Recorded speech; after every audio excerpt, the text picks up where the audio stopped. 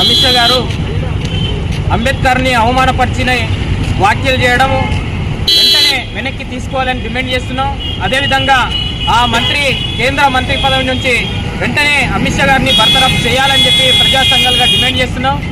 ఒక రాజ్యాంగ పుణ్యాన అంబేద్కర్ రాసినటువంటి రాజ్యాంగ భిక్ష వలన ఈరోజు మీకు పదవి ఇచ్చి పార్లమెంట్లో పోయి అదే అంబేద్కర్ని అవమానించే విధంగా మాట్లాడడం అంటే చాలా దుర్మార్గమైనటువంటి విషయం.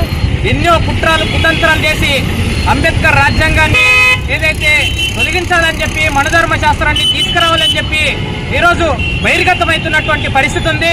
ఇప్పటికైనా ప్రధానమంత్రి ఆనాడు ఎన్నికల ముందు అంబేద్కర్ ఫోటోని ఏదైతే ఫోటో ముందర పెట్టుకొని ఈరోజు ఏదైతే అంబేద్కర్ ఫోటోను పెట్టుకొని ఓట్లాడుకున్నటువంటి బీజేపీ పార్టీ ధర్మం పేరు చెప్తూ ఈరోజు ప్రజలందరినీ హిందువులందరినీ దగా చేస్తుంది అని చెప్పి ప్రజలు మర్చిపోతున్నటువంటి పరిస్థితి ఉంది.